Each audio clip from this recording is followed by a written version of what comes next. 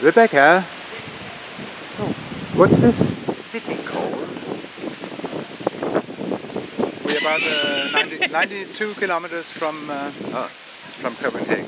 Yes, I think you should do the pronunciation, so it's correct for your viewers. We are in Slagelse, and we just stumbled on a gallery. We have. Yes. Playing art detective. Oh la la. That's Okay. great. Should we go in and see? Yeah.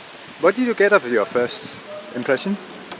I've not been inside yet. You said oh la la. Well, yes, I did.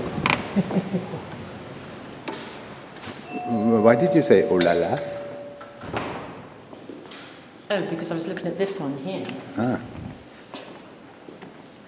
I said oh la la because it's the bringing together of two. We've got the representation of what looks like Tintin, but it's obviously not done by that artist. And what's the dog's name? I can't remember. In Danish it's Terry. Ah, okay. And so this is a very iconic character in children's literature, or they would say in French, graphic novel. And so it was very famous. So a Belgian illustrator, artist, but obviously this is not done by the original. So they're taking what's seen as a sort of charming boyhood story, and then they've placed a girl's naked bottom. Why on earth would someone do that? Well, I guess it's just the juxtaposition of the two, of trying to be shocking, using this kind of boyhood thing of this sort of innocent boyhood adventure stories, and then placing it here. We've got him with a... That's the moon rocket from one of the stories. Yes, and you know, a young woman in her underwear. To me, it's not very sensational. It's quite tame. I was about to ask you, because is this supposed to be shocking? I mean, it would have been until the 1960s. I don't know. I'm kind of more intrigued about the idea of the copyright of this Tintin character, because there's a huge museum in Brussels which is all dedicated to the work of Hervé. And normally they're very, very protective of these type of characters, in the same way that Walt Disney is very protective. So it might be against any It could be against the copyright copyright of that, but I guess it's the implication. So here, this doesn't really look like Tintin. I guess the hair is quite iconic. But do you know what? I used to have a haircut just like that. Come on, everybody knows who it is.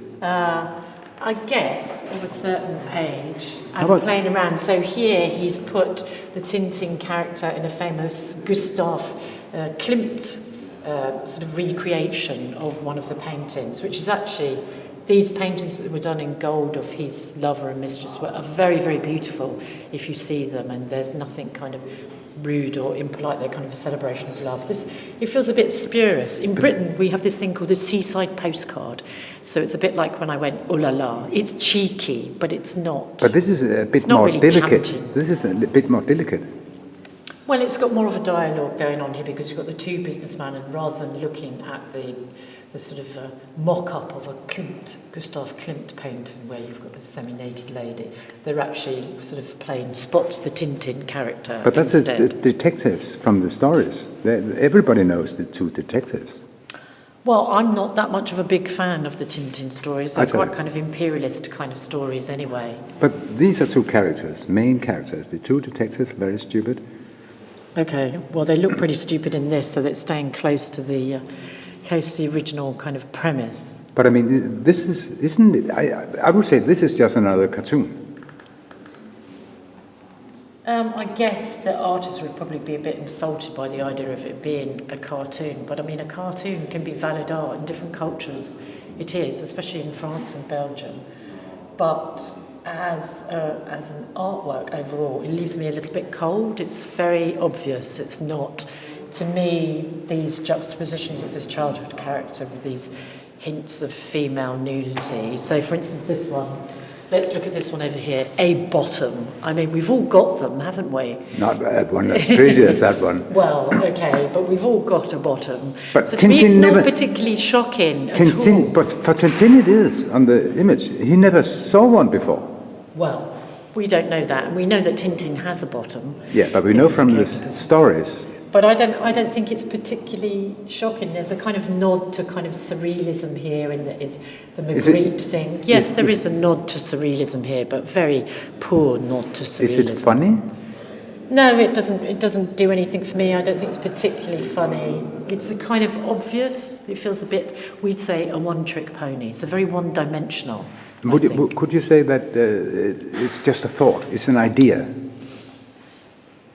Well, it's a very, very limited thought that I don't think is particularly well executed. These are not, they don't strike me as beautiful live or works of art that are particularly full of vitality or artistry. I mean, this one here does show, you know, there's more of the story, as you've explained to your viewers, about the detectives, the Tintin character, and this mock-up of a Gustav Klimt. So there's a kind of reference to art history, but really, in their overall execution of them, it's not very exciting. I mean, this is really,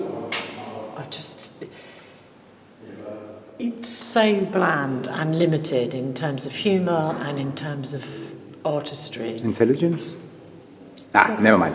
Who will buy this?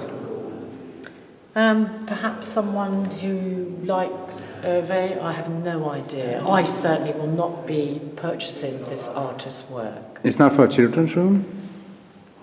No, I doubt it. Hello. Oh, hi. Oh, hello. Pleased to meet you, Rebecca. Rebecca Feiner is a bit puzzled about this because, of course, we recognize Tintin. Yeah. But I'm not puzzled. I'm not puzzled at all. No, I think they're very self-explanatory, the kind of putting together the cartoon character. But maybe you can tell us a little bit more about the artist. Is this their oeuvre? Is this the theme that they always return to? Yeah. Or? This is the artist, and you might think about the copyright thing and all about that. But I did mention that earlier. Did you hear me say about the copyright? Both. Yeah. That's not a problem, actually, because he has this art, the freedom of art. Okay. Yeah. Okay. And that's also been like in the verdict and stuff like that. So that's there's Okay. been Is that- actually is that there's in been the a very recent verdict about the Little Mermaid. yeah. Okay. And also, if you look at all the art pieces, Yeah. Tintin is always watching. Yes. He's not participating in Okay. what's going on in the actual. Okay. Does that make a difference? No, in the artwork it does. Yeah. Okay. So was it? I'm interested in the court case because I know certain children's kind of icons, if you like. You know, obviously we've got the Barbie doll phenomena. That's Yeah, like yeah, in the yeah. movie. But with things, say Walt Disney, they're very draconian with their characters. Like if you do anything with Mickey Mouse or whatever. So was that? I'm intrigued. Was that a European court? Finding in favour of the artist's freedom to be able to make representations of this character in his artwork and marry it with a sort of erotica, which is obviously what he's going for.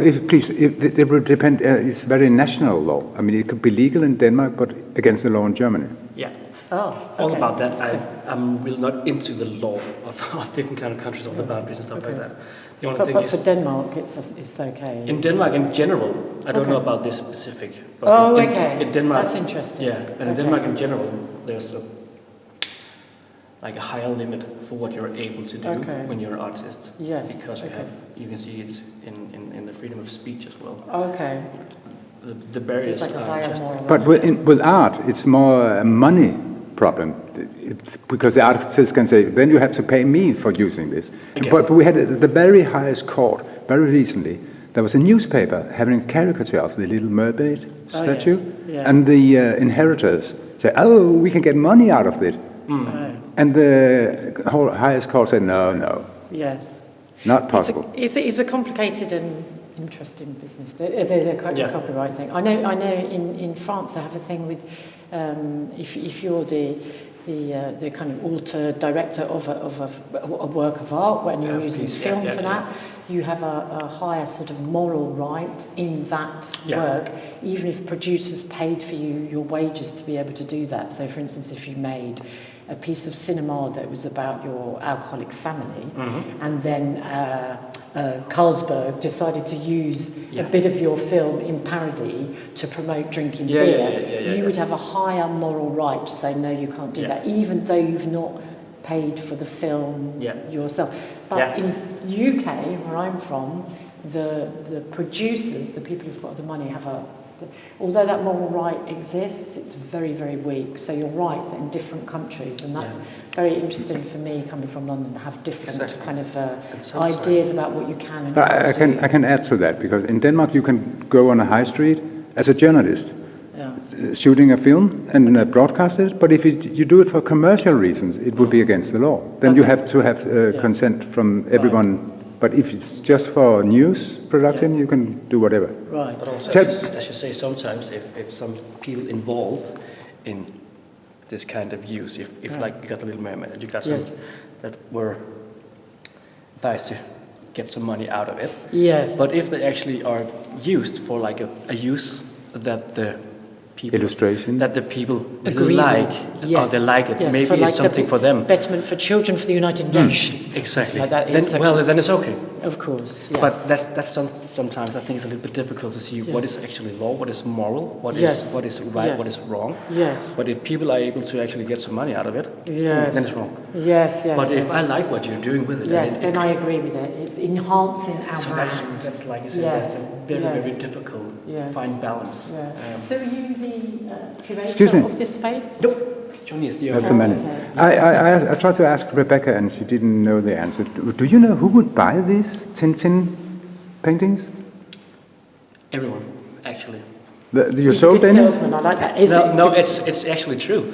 It's But you sold some already? yeah, these? Yeah. Yeah.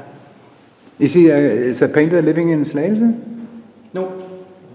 The painter is in Copenhagen. Okay. And he couldn't sell it in Copenhagen. Yeah. You can sell it everywhere.